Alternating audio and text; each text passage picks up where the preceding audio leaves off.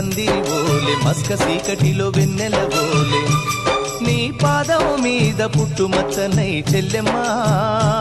తోడబుట్టిన రుణం తీర్చుకుంటనే చెల్లెమ్మా నీ పాదం మీద పుట్టుమచ్చనై చెల్లెమ్మా తోబుట్టు రుణం తీర్చుకుంటనే చెల్లెమ్మా